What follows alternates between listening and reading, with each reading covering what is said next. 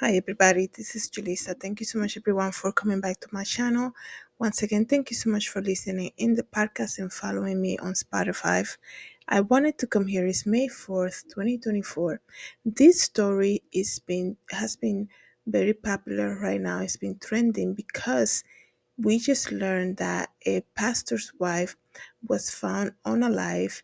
I believe it happened last week, right? On the 27th of April. But the circumstances surrounding this case are very strange, okay? And this, what I'm going to talk about, is because it's raising awareness for mental health and to know that there's a lot of people right now struggling. But hear me out. There's a lot of, when I first heard about this story and when I saw the video on TikTok from the pastor speaking to the congregation about his wife and what happened to her, I found it very odd for him to show up in the church, right? Do a whole entire service and then announce what happened. That to me is very odd. And please leave me a comment about it, about what you think about this case. I know there's a lot of people talking about it. It's very strange. And let me tell you why. When you find out of somebody that you love, right, passing, I know they were separated for a couple months, right? She was separated from him and then she went out to live with a friend or something for a couple months, and then she was found, and he goes to the church, shows up doing his normal routine service on a Sunday, does the entire service, and then, like I said, announce what happened to her at the end. um People, we tend to judge how people react to news, and I understand everybody reacts to news differently. Everybody reacts to try it differently, but it's not normal behavior when you have a church where you can say to somebody, this just happened, can you take over? I have a family emergency right now that I have to tend to. Specifically in a church where you're surrounded with people who want to help you, right? People who are established, people who are other pastors, deacons, everybody can help out. Anybody could have taken over.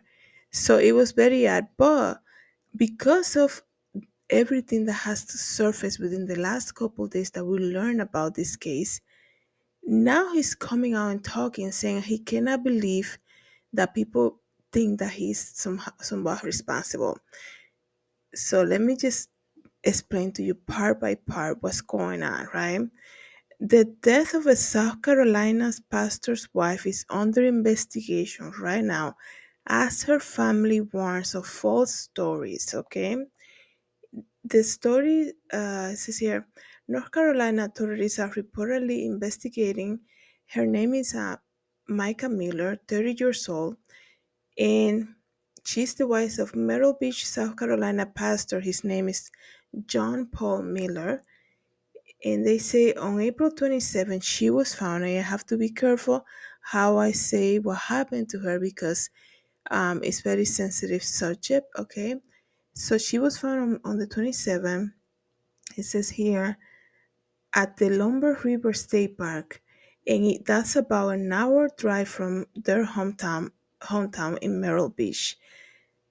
And the pastor, however, okay, told the congregation that his what happened to her and how she did that, and that she has struggled with mental health, okay? Basically, this is how she was found. Like, let me just tell you something. I just got something just by reading this. Not only did he announce immediately after service what happened, that she had passed away, but to also give the how it happened and to give some type of cause immediately, that's a little too much revealing, specifically doing it in the public. And people will say, well, it's his home church. Yes, but there's also visitors that come to the church. And one thing that really, I remember this when I heard him talking in the sermon also, was He actually said, "We're not going to do the altar call today. I have something to share with you." I was like, that was a little weird for me to hear him say something like that, because if you think, you know, if his mindset was like, I'm the pastor, I got to show up and continue regardless of what's going on, even if, he's having a family emergency. But he didn't follow through fully to that, because what is for you to preach a sermon where you don't even do the altar call? That's my opinion. Okay. But then not only did he share all of that information, he shared what happened to her and basically the cause. Okay, and that's very sensitive. It can trigger people. It's sensitive subject. Um, do the family know? Like, was everybody aware by then? Like, if you have such something like that going on, why show up to pastor the church that Sunday at all? Right? Take care of what's going on first. I'm sure, like I said, there could have been somebody else who could have stepped up for you. It's very sensitive for you to not only say that what happened to her, but to also kind of give some type of cause and reason. He said, that she dealt with mental illness for a long time. That's It's a lot of odd things in this case. This is why, people are, they're having questions. It says here, she has struggled with that before, and they were trying to help her through it. Okay, let me just tell you something about Mica too. I hope I'm pronouncing her name correctly. Mica Miller. She also was the worship leader for that church. Okay, somebody who said, she said, she always tell him after service, she always tell the pastor, her husband, "You did such a great job. You're such a great pastor." All of that. Um, on the obituary for Miller, said that the 30-year-old woman was energetic, affirming, adventurous, faithful, loving, giving, forgiving, talented, joyous, and creative, assertive, bold, determined, authoritative, passionate, hardworking, and risk-taking, and so much more. However, her family and loved ones were speaking on social media, noting that one part of the obituary that strikes them as odd is that also he wrote the obituary. Okay. She will praise her husband after every church service, telling him he was the best preacher in the world, even if it wasn't true. She also told him he was the funniest preacher in the world, and then parentheses, even though that wasn't true either. Micah loved her family so much. That is a little strange. If he wrote that, saying even if it wasn't true, that's just odd. It's almost like I just got this image in my head where she probably saying you did great today, and he's like, no, you're lying to me. Stop saying that you're lying. Like, why would you share that? But it says here that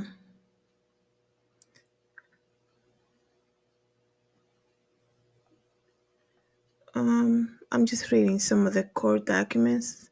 It's saying here that they are saying, guys, and this is why it's triggering so many people to learn more about the case, is that only 24 hours before she was found, she has served him with divorce papers. Okay, so look at this, right? This couple, a pastor and his wife, serving at the church. Early in the year, they're separated. She goes off to live with a friend. That's what I heard initially. This is a very new story, and the facts will probably change once everything is investigated. They say that they were separated. She then made a video saying how she was doing good, and that she's fine, and that she's living with a friend. 24 hours after she served him with divorce papers, she was found. Um, she was found, and then he goes into the church and delivered the news like that. After doing the entire service, like how long is the service? Like usually an hour and 20 minutes. It's just very odd. And what I was reading in the chat rooms is that some people are saying, how can somebody who is planning to follow with this divorce would do that, right? We know that, that divorce takes a long time to be completed in a lot of cases. So she's going to go through the troubles, let's just say, of hiring a lawyer, going to the court, doing all this stuff, right? Serve him with the paperwork and then do that. It's just very odd. And then this pastor is coming out saying that he cannot believe that people think that he's somehow involved. I think that he needs to just, I think he shouldn't be talking. When people give you too much information, like initially, there's something they're hiding. They're so nervous they tell you everything, like initially, and you're like, what is going on? Like, what do you do? What have you done? Why are you sharing all this stuff with me? Um, it's just crazy. And then there's a lot of videos of her talking on social media. People are saying now that a lot of the videos that she has made are a little excuse me, subjective to the saying that there was some type of abuse going on in their relationship. Here's the thing, guys. When people are very popular on social media, and you cannot help it, and I'm speaking because I do a lot of content as well.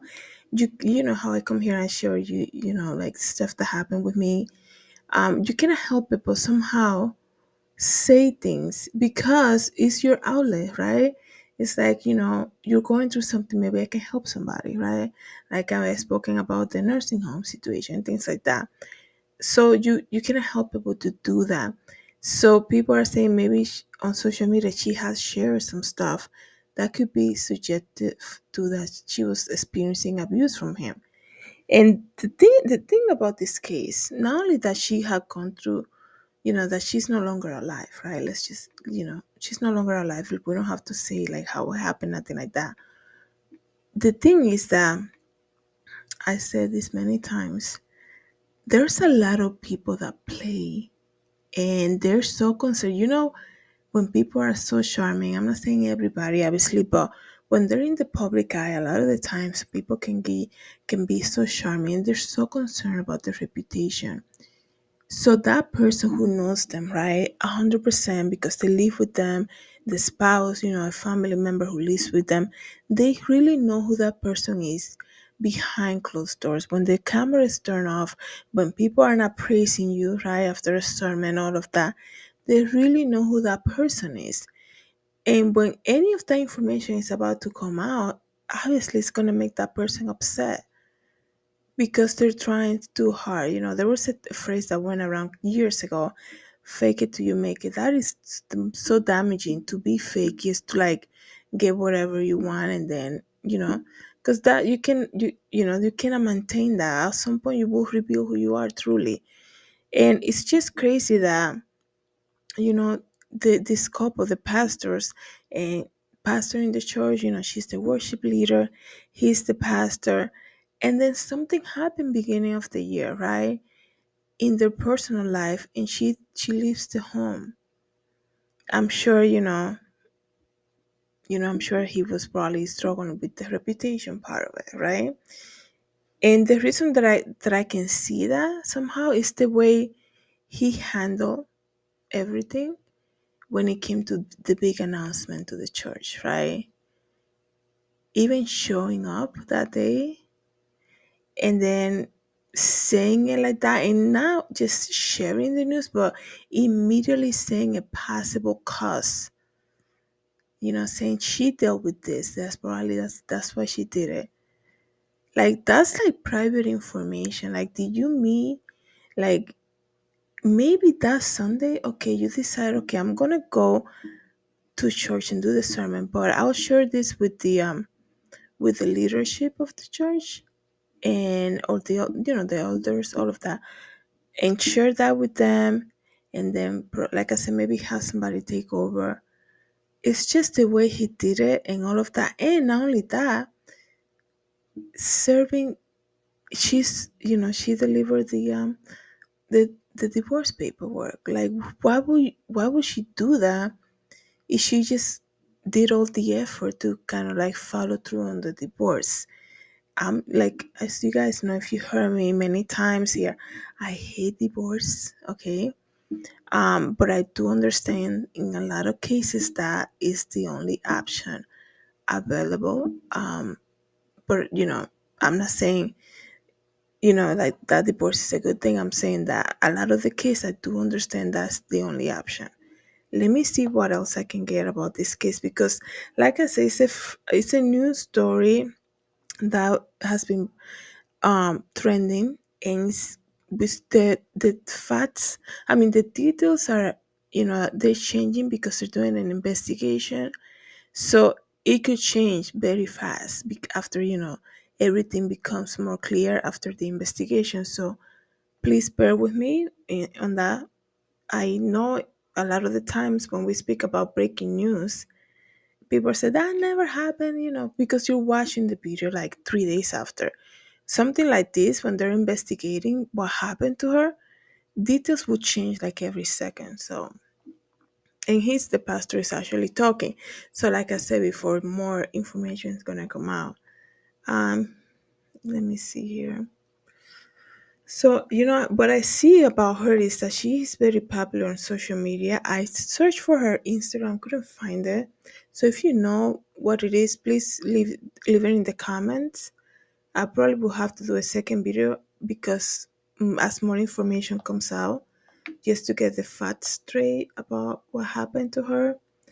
Um, so the church that he pastored is called Sally Crack Church in Myrtle Beach, South Carolina. And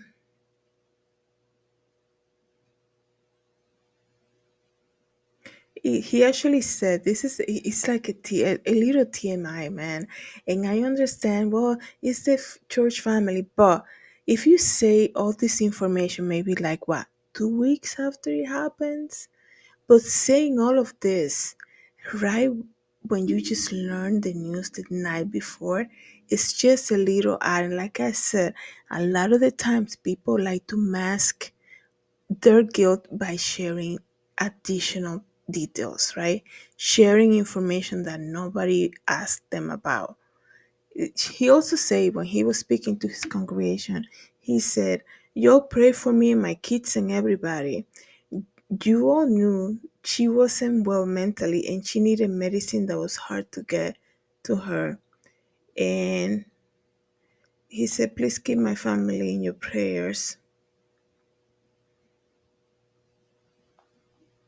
Let me see what else I can get here. So everybody's saying they need to look into deeply. They need to find out what's going on. People, her family and friends are saying, please investigate what happened to her. Don't just go by what he said. Some people in the church are basically saying the same thing.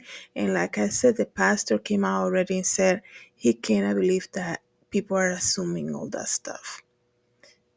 So, you know, it's crazy. Um,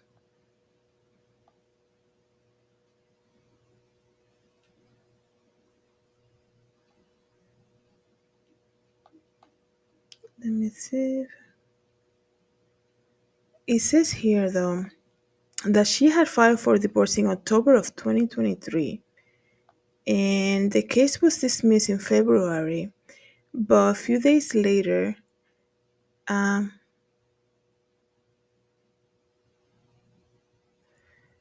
okay, so she had filed for divorce in October. So this is another change right now. She had filed for divorce in October 2023, and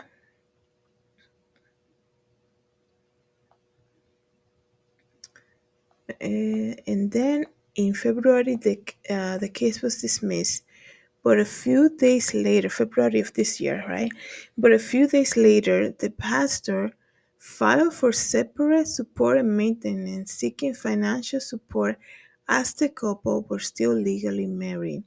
In April, Micah also filed for separate support and maintenance with hearing scheduled for June 5th. Her family seeking justice the day as they claim a no contact order. Her family seeking justice as they claim a no contact order and a divorce was filed days before her death. And they're saying we are devastated and prayers appreciated. So look at that right there. Days before, not only did she file for the divorce, she also filed for a stay away order. It says here a no contact order. Excuse me. So a no contact order, restraining order against him days before, and then she's gonna do that, right? Like it's everything is ad, and this is the year of exposure. Everything's gonna be brought up to the surface. Okay, whoever is playing church right now, like you need to get right with the Lord because everything's gonna be exposed. It's like we're not this fake it till you make it, so with the Bible lingo and pretending to be something that you're not. You're playing with fire. It's gonna be exposed. Okay, please keep the family of Micah in your prayers. He mentioned something about the kids, so I don't even know they have kids. So keep them, everybody involved and related to her in your prayers. I know this must be so heartbreaking. This pastor, I do remember from the video that I saw on him talking to the church congregation. He actually said too how to keep giving. He mentioned something like that. Keep on giving because he's it's gonna be needing more. So that tells you that there was some type of financial situation also going on. For him to say it like that, and for him to have filed for maintenance order, support and maintenance, seeking financial support as the couple were still married. That's what he said he filed for in February, right? He filed for it separate support and maintenance seeking financial support as they were still legally married. So in April, she did the same thing, but she also filed a restraining order, a no contact order, a no contact order. She did all of that, and now, you know, she just like did that to herself. She went through all of that, basically. If it was an abusive relationship, moving away from that situation, moving forward, right, to the point that she continued to get a lawyer and do the paperwork and all of that, file the whatever it is that needs to be filed to do the no contact order and the financial support and all of that. And then days after she's gonna do that to herself, it just doesn't add up. Something else is going on here. I really, I'm waiting for the full investigation to be completed. I'll definitely do a second video about this, second episode, because something is add up and it makes me angry because, you know, how can you not, this is a pastor. How can you not feel angry that, I know that whenever there's something like this, it's the enemy at work. I know that. But it's just crazy that we even have to come, and for him to be so public about what happened to her and basically giving it a public about cause and everything, sharing too much information without being asked. It's just odd. His whole behavior on this situation is very odd. And I know it's hard to say, because people react differently to things. I understand that, but it's just very odd. And, people rebuild themselves. You got to give it time. So let me know what you guys think about this case so far. It's so sad that, she's no longer here. And what happened to her, and probably she was probably afraid because she asked for a no contact order from him.